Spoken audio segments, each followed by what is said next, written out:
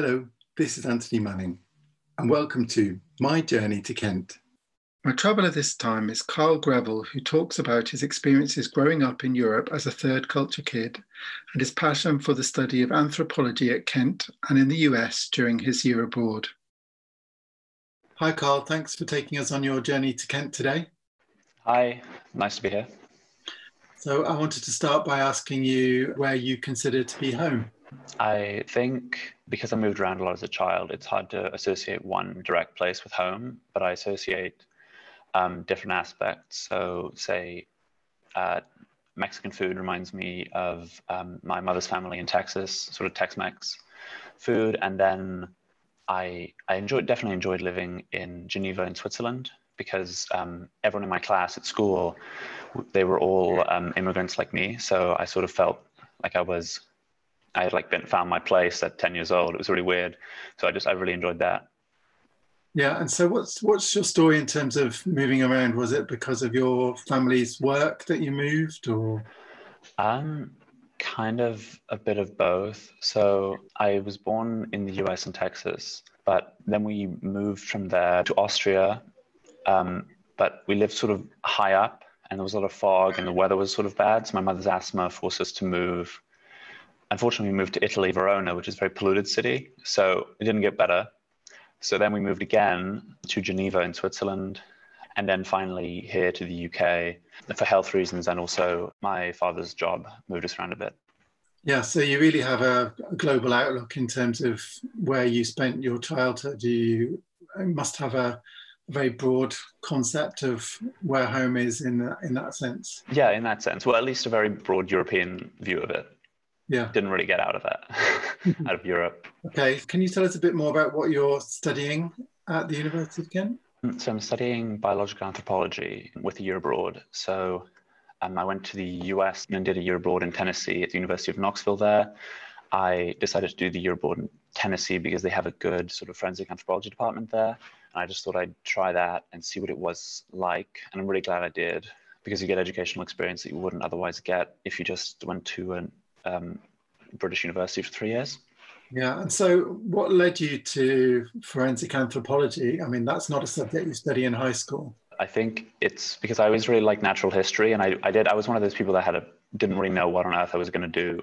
Unfortunately, my grades, at least at GCSE, were kind of okay at most things, so I didn't have like anything steering me. I think, I like natural history, and then just reading books and learning about like human evolution was just something that I immediately thought, like, isn't that crazy, how it all worked. Actually, recently, with a school trip to Atapuerca in Spain, a national heritage site, and they have a bunch of fossil finds there of sort of early hominins, like Neanderthal or potential sort of ancient archaic humans. Yeah. And you just see like normally like pictures, or in class we have like models of the skulls, but to actually see like the fossilized skulls there, it was crazy because they looked just like a normal human skull, but like off in the weirdest way, where it's like that was a person that wasn't quite a person. And I think that reaffirmed what I was sort of looking for in terms of what to study. And so you were able to continue your studies in the States, you said, last year. So tell us a bit more about that experience. So they have the anthropology research facility there, sort of the body farm. So they're sort of well known for forensics, because here I think the focus is more on sort of paleoanthropology and primatology. So I liked forensics there, learning about how to identify time since death and all that sort of stuff, to get an experience of different types of educators and different types of professors. And then COVID hit and everything was online, a bit like here. So it was all right. I mean, I sort of adjusted to it, I think, as much as anyone else did at any university. I think at that point, actually, university became kind of the same experience again, as everyone else was having back home at Kent, because everyone was just doing online again. But you still had some opportunity while you were there to gain more hands-on experience of anthropology in that time before the pandemic unfolded. Yeah, definitely. I think I would recommend that for an international experience perspective and education. So we've been talking about your education as if it's like a journey. So I wanted to ask you now, what are your essential 3 items if you were packing your luggage, either practically, realistically, or even metaphorically? I think I would go with practically, I don't know, a pair of sports shoes, because it's the easiest thing, right? You just put on some sports shoes and you can go for a run, you can take part in sports and stuff. So that, just from a practical standpoint, would be fun. And then maybe persistence and ambition. I find it hard to do things like initially. So I think persisting and going through with things, even when you're unsure about how to start and everything, is always very important, especially when you're like having new experiences thrown at you.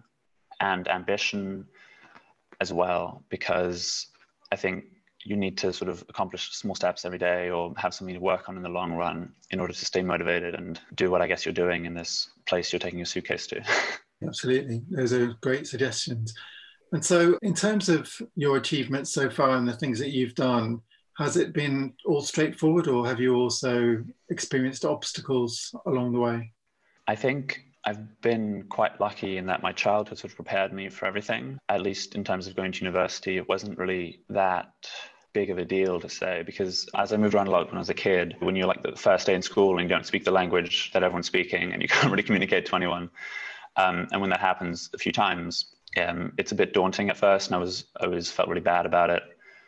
That I couldn't sort of make friendships and that sort of thing. But I think in the long run, it's sort of a strength to be able to adapt quickly to a different situation. And that right now, it's what's helped me be okay at university because of that foundation, just sort of being open to everything.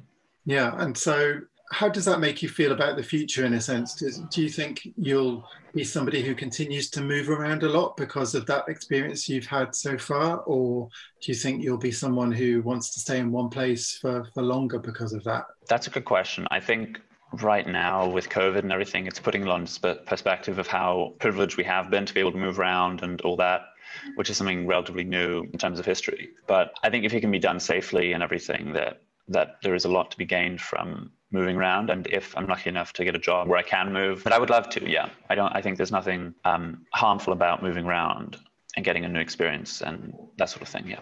So that's got under your skin, and you're planning to continue gaining different experiences of the world. I think that it feels so natural to just move around that I don't even think it's like something I've decided, probably because of my childhood, but it just feels like normal. So in terms of advice, what would you say to students following in your footsteps? What recommendations would you give to them?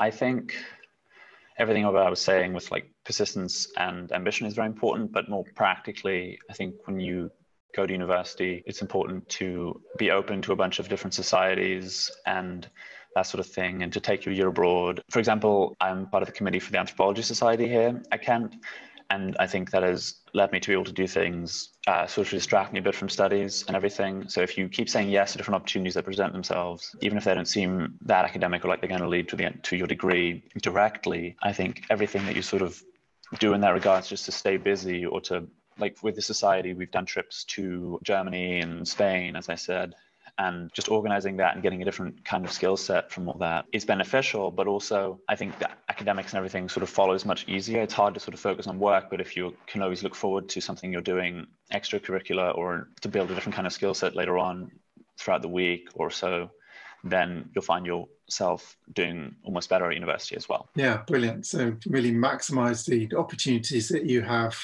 so that you can get a rounded experience. That's great. Definitely, yeah. And we're lucky to have that at Kent, I think. So what about your plans for the future? Are you planning to go into forensic anthropology more deeply? And I'm interested in what's your next steps? What's your future destination? I think I definitely want to do a master's degree, either continue here or in the States, or perhaps Germany I'm looking at as well. But the other thing, I'm very much on the edge at the minute, is to do a year working for like a nonprofit somewhere in the world where I haven't really been yet. Because while I know I've had a bit of an international experience, I think it's silly to say that I've even scratched the surface, right? Because I've only been in Europe, and that's sort of a homogenous area of the world. So yeah, I'd like to maybe do a work in a nonprofit somewhere for a year and then go back to education. But I think what that relies on at the minute is the COVID situation, because if COVID's going to keep being a thing, I might as well just do a master's degree in a year where I can stay at home and do it online and not try and bother traveling right now. Well, thank you for taking us on your journey to Kent. Carl, it's been really great talking to you. Yeah, it's been nice. Thank you. Good luck with everything. Thank you very much indeed. Bye-bye. Thank you. Bye.